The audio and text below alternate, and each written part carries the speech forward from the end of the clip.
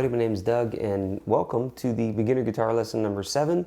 I hope you have been enjoying this series. It's been a lot of fun to make, and the ebook and everything. It's free. Grab the ebook if you haven't already. You can follow along on all these pages.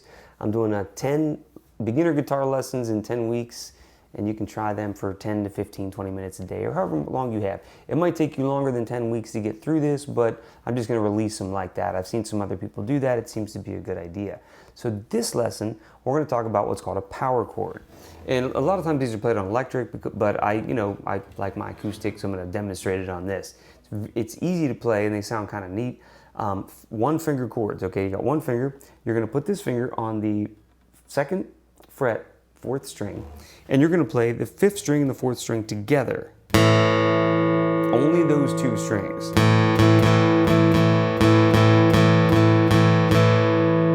Then I can take that finger, move it down to the 3rd string, and that would be an A chord, by the way. If you put this finger here on the 2nd fret of the 3rd string and play the 4th string and the 3rd string,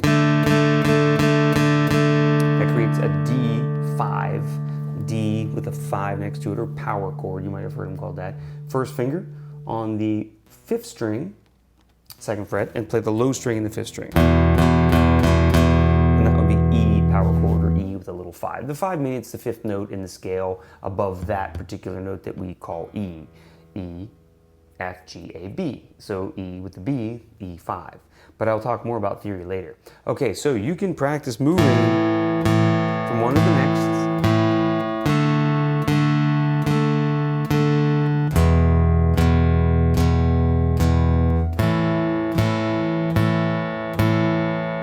And that shouldn't, hopefully not, at this point, it shouldn't be that big of a deal.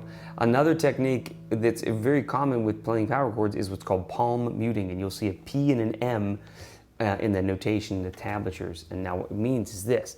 This part of your hand, the palm, is going to rest gently where the string meets the saddle here, okay? And I'm gonna do that same thing, and it mutes.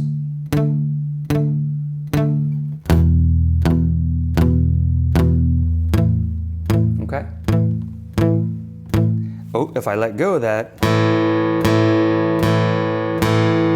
muting. Now there can be too much. See, that's too much. You got to get back here, and you'll feel it, and you'll hear that sweet spot when you get it, because it resonates, but not a whole lot. It's kind of a nice sound. Okay, so once you've got that down, what we're going to do is what's called the shuffle, which is like a blues kind of shuffle, kind of an idea you might have seen or heard somebody do, the Chuck Berry, the old classic 50s rock and roll type stuff, 50s, 60s, whatever that was. And it goes like this. The same idea here with the first finger moving for those 3 chords, right? But this time we're going to take the 3rd finger or the 4th. Today I'll use the 3rd, but you can use the 4th if you need to.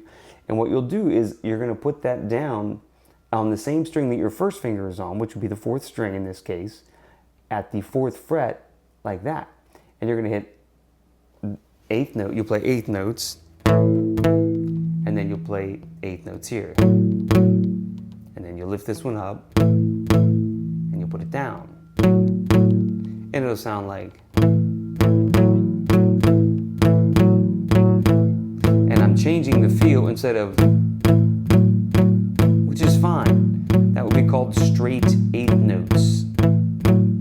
1 and 2 and 3 and 4 and 1. And you notice I'm not doing down up with these 8th notes because I'm palm muting it. It doesn't make sense. That's cool, you know. You might have heard that kind of a sound, right? But swinging the 8th notes means you kind of play down on the first one, and then the next one you play a little bit shorter, and then you start it over again. So it's hard to explain, but it's almost like a clop, clop, clop, clop of a horse walking. Clop, clop, clop, clop, clop, clop, clop, clop. So think of that. Even if I don't put that finger in, that's swinging the 8ths. It's a little more jazzy, bluesy. You can switch to that one.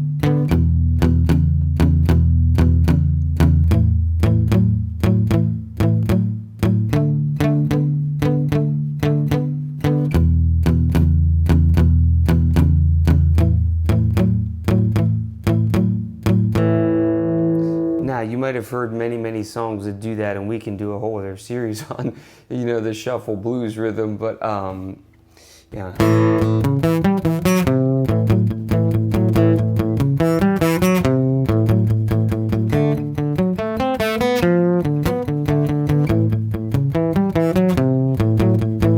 See, that would be a little variation. That's rock and roll by obviously Led Zeppelin. But anyway, I digress. That's a little down the road, you know, but you can see how that shuffle and the palm muting, and you can add some notes in there, make it more interesting. Okay, so this was lesson 7, a little bit about power chords, the shuffle, swinging the 8th notes.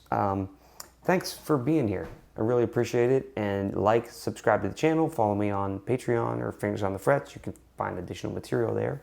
And I hope you join me next week. We're going to talk about some music theory and learn some notes.